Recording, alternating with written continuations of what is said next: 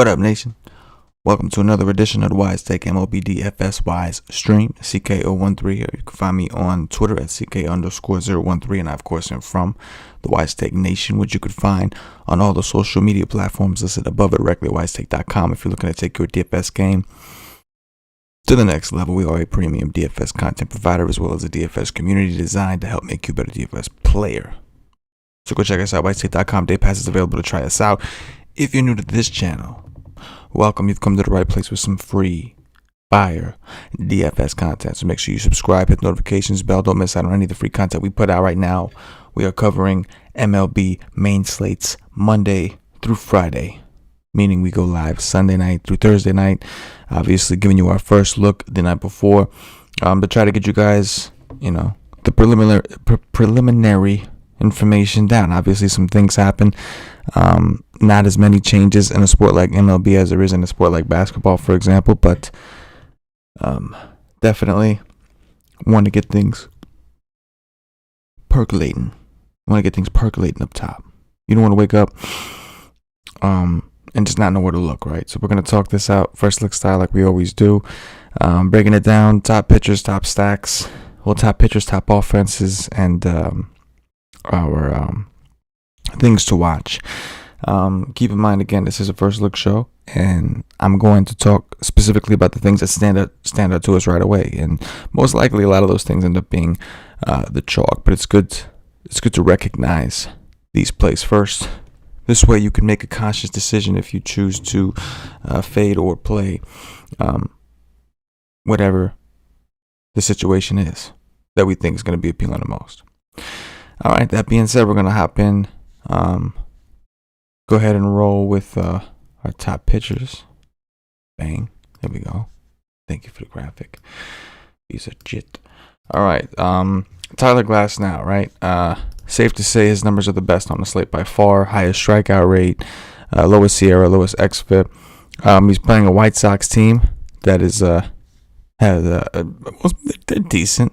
I mean, a 143 ISO is not so good, but a 323 WOBA and a 108 WRC plus is among the top. There's a pretty big separation between the top four offenses and that next tier, but 23.2% K rate's not massive, but we know that's kind of what Glasnow does. This park is a hitter's park. It's in Chicago. I want to keep that in mind, but Glasnow is the clear SP1, right? I mean, just hands down. I think Sean Manaea is in a conversation. He's been really good. He is playing an Angels team that is banged up, but has also been really good against lefties. A 22% K rate, a 182 ISO, 329 WOBA, and a 111 WRC plus, which is currently tied for fifth highest in the league. So we want to keep that in mind. And obviously the park is good out in Oakland, but that makes me a little bit nervous.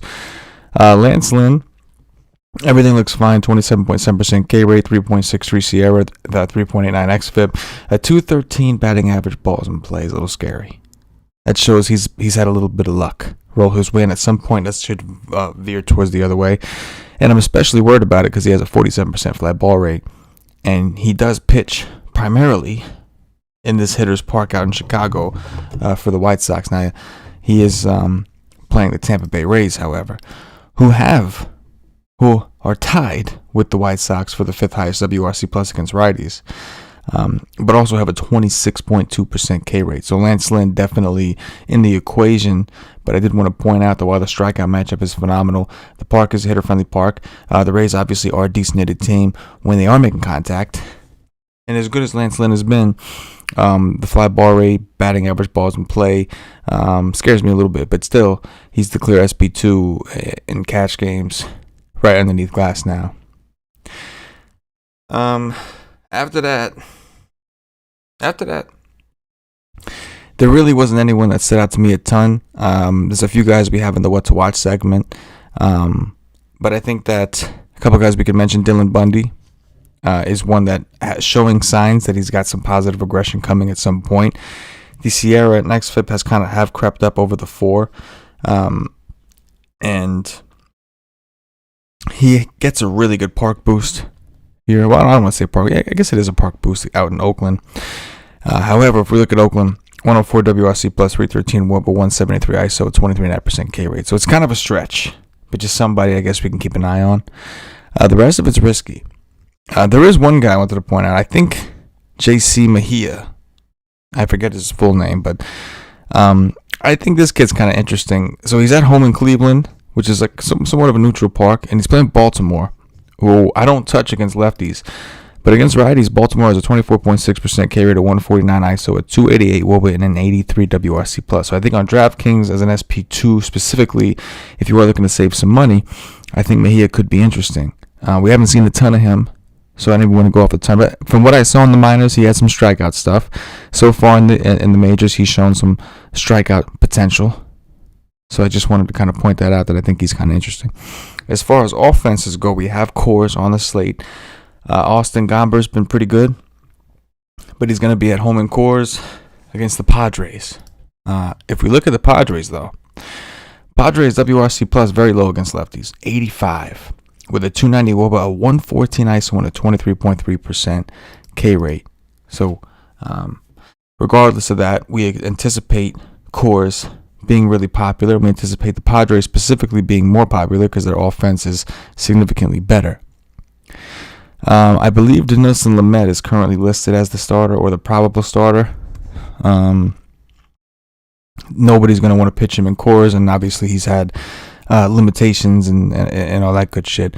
We know the Rockies, literally the worst WRC plus in the league against righties, dead last by far too, 67, with Washington being next at 83. Only a 138 ISO, 23.7% K rate.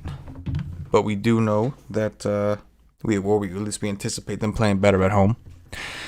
So it's not like a super great spot in Coors. Like I don't feel great about Coors personally. You know, when I look at the situation, I think there's some lower owned offenses that interest me a little bit. Kind of like the Mets and Cubs game specifically, I think is kind of interesting. It's not a good park by any stretch. But we've got Jake Arrieta, who's got a 4.9 xFIP, 4.84 Sierra, 18.7% K rate. Going up against the Mets. If we take a look at the Mets, not world beaters here. They play in a pitching park, but definitely capable, right? And then they've been starting to get a little more healthy. And more importantly, we get an opportunity to attack Jake Arrieta, whose numbers are just not good. St. Louis is a big one. I do like St. Louis against Braxton Garrett. Braxton Garrett up as lefty. So maybe his xFIP and Sierra tell us that maybe he's not as bad as he's been. However, if we look at St. Louis, we don't give a fuck, because St. Louis is fourth in WRC plus against lefties with a 195 ISO and a 22.4% K rate. I meant to talk about St. Louis first before the Mets, but it is what it is. But St. Louis looks really good on the first look. And then the Cubs against where is he? David Peterson. So Peterson's another one, man. The xFIP and Sierra really aren't bad. K rate's not bad. Hasn't had the best of luck. He's got a good park. But if we look at the Cubs, now he has a 26.2. The Cubs do have a 26.2% K rate. So we want to be mindful of that.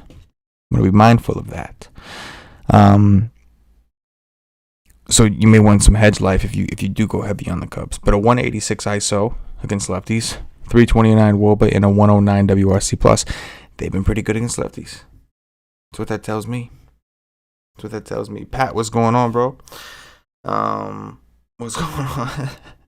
Kevin, man, good to see you, Kevin. What's going on? Stanley, what's going on? Good to see you. Hey, got a bunch of people in here that we haven't seen in a little while, man. It's good to see. Yeah, Leonard, my computer's giving me a hard time, man, but it's up and running. I saw you had a decent day, right? I did see that. Shout out to Pat Bush. What's going on, Pat, man? Been seeing Pat around a lot lately, doing dirties. Quick shout out to Paulie D, the true OG of the WiseTake Nation. Took down a cool $10,000 in MMA. I think it was Saturday. MMA dirties. That's right. I think he only had $90 in action, which, like, for him, that's like recreational play, obviously. But $10K, man. $10K. Shout out to Paulie D. Hit him up. Let him know that you know, and hit that like button. But yeah, so I think the Cubs could go either way. But St. Louis looking like one of the more obvious offenses if you're not looking to go to Coors. Now, we're going to get into the what to watch section. And there's a lot to discuss here. Alex Wood, really good numbers. Interestingly enough, let's look at Arizona's offense against righties. One of the worst. 84 WRC plus, 294 WOBA, 137 ISO, 24.7% K rate. One of the worst in the league. If we look at their numbers against lefties, all of a sudden 21.8% K rate, 191 ISO, 326 WOBA, 106 WRC plus. So they're pretty good against lefties. Something to keep an eye on, right? They're in San Francisco. It's not super exciting. Alek Manoah has not looked all that great. This is a top prospect for Toronto. They're excited about this kid. He hasn't looked all that great. He is playing a Boston offense that is good, and currently has a 191 ISO, a 328 WOBA, and a 106 WRC plus. However, they also have a 24.9% K rate. You can strike him out. And this kid is supposed to have some pretty good strikeout stuff. Vlad Gutierrez, 2.65 ERA, but a 5.17 X of a 5.14 Sierra, only an 18% K rate. Batting average, balls in play, tells us he has in fact been lucky with contact at 209, 208, right? And he's playing Milwaukee. That's the catch. But that's the only reason we're not stacking against him gung ho 100% on the first look is because he's playing Milwaukee, and they're just not that exciting to play, being that they're one of the worst offenses in the league this year, and they strike out a ton. But I lean towards Milwaukee's side, something to keep an eye on. And then John Lester faces the Pirates. Like, this just suck on suck, right? We don't like Lester. We look to target him, even though it hasn't worked so great the last couple times he's been out there. But maybe this is the spot, but it's tough to ever argue to stack Pittsburgh. Pittsburgh currently dead last in the league in WRC plus against lefties at 77 with a 280 WOBA, 134 ISO, and a 23.5% K rate. Rough. It's rough. That's some rough shit right there. So those are a couple of things to keep an eye on. We're going to get on to the Dong Watch, and then we are going to get up out of here, roll out, and, get started on the articles, get started on the research, all that good shit. So first one, I'm gonna homer out a little bit and go Francisco Lindor against Jake Arrieta. He's been hot. He's been heating up. He's been playing well after a miserable start to the season. I'm gonna stick in the same game but on a different team, and I'm going with see if I can grab him here. Chris Bryant. I'm cheating, so I try to pick one infielder, one outfielder as the first two. I'm using Bryant as my outfielder because on DraftKings he's got outfield eligibility. We'll go Chris Bryant, number 2 against lefty. And then I'm going Paul Goldschmidt with the wild card, if you will. Paul Goldschmidt. Where you at, Goldie? Goldilocks.